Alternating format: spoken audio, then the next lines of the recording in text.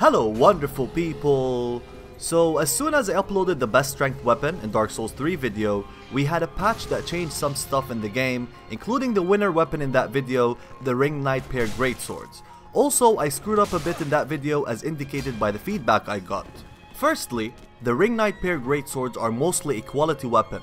Although the difference in damage was like 20 extra for the quality build versus a strength build, but that would still make it a quality weapon, so the paired greatswords won't be considered in this video. Secondly, I focused way too much on damage, which is not the only attribute I should focus on.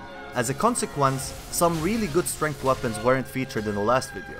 Also, we have to make a clear distinction between PvP and PvE, and also the time you can grab the weapon during your playthrough.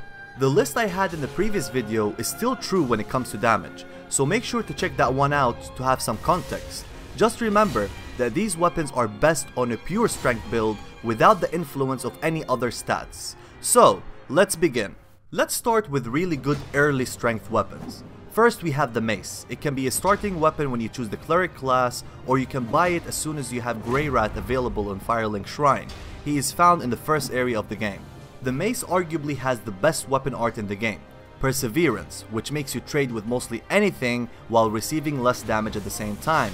It also deals strike damage, so it's much easier to dispatch armored opponents. When two-handed with 66 strength and is infused with the heavy gem, it gives you 500 AR. Putting all the things we mentioned together makes the Mace one of the best strength weapons despite being small and lightweight. It especially excels in PvP since its weapon art triggers so fast that you can use it on reaction, thus giving you the ability to trade with ease. The Great Club was one of the casualties from my last video. The reason it did not make it was its damage wasn't as high as the other weapons on the list, but the damage difference is not that big. Also, what makes it compete with even the higher damage weapons is its weight, which is almost as half as the others, which is a big deal when you try to optimize a build. It weighs 12 units. Another thing is its heavy attack moveset, which is arguably the best Great Hammer attack as it does a lot of damage and its hitbox is a roll catcher. Moreover, the Great Club can be buffed and infused. When two-handed with 66 strength and infused with the heavy gem, it gives you 587 AR. It's dropped from an NPC enemy right before Farron Keep, which makes it a very early weapon in the game. Another early weapon is the Exile Greatsword. We talked a lot about this weapon in the last video and why it's so good for a strength build. You can check the video out to know more about this weapon.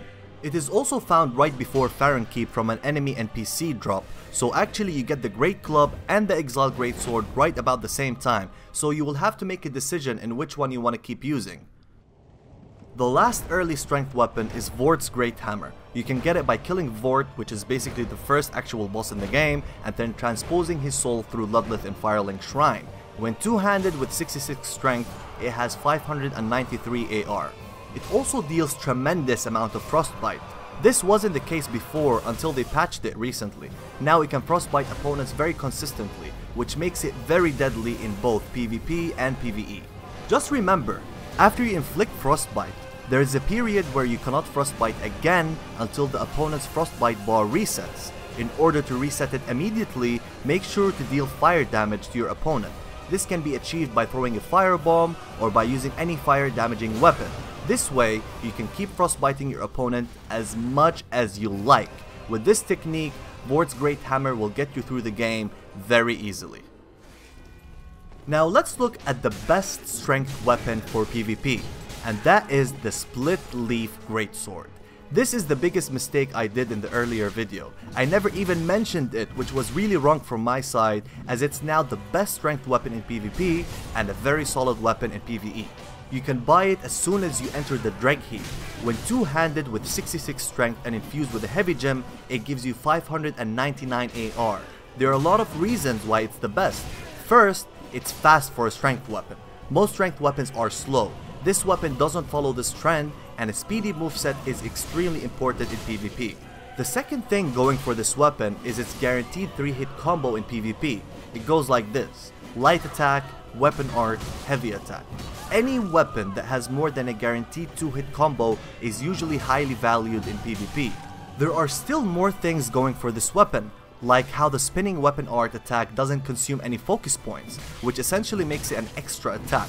Also, this weapon has hyper armor, So all the good things you get from your typical strength weapons are found here, except that it's really fast and it can cover a lot of range. So it's really easy to see why the Split Leaf Greatsword is currently the best strength weapon for PvP in Dark Souls 3. The best strength weapon for PvE is Lido's Great Hammer. It's found in the Ring City by killing an NPC invader. I outlined why this weapon is beast in the earlier video. It deals strike damage, it has 681 AR, has a beastly weapon art, which by the way got a slight buff for its recovery time in the latest patch. It's still a very solid PvP weapon, but it's still slow like most big strength weapons, which can be easily dodged by a competent player, but I think it still has enough mix-ups to make it a very viable option in PvP. So here you have it guys, Split Leaf Greatsword for PvP, Lido's Great Hammer for PvE. I would also like to add that the Mace is the best secondary strength weapon in Dark Souls 3. So I hope this update video cleared things up. The next video in this series is the best weapons for intelligence builds. Infused weapons will be taken into consideration too, so I would love to hear your opinion about this topic. Let me know what you think is the best magic weapon in the comment section below. And if your explanation is accurate, then I will make sure to feature your comment in the video. So that's all for today. Please don't forget to like and subscribe, and I will see you in my next video. Farewell.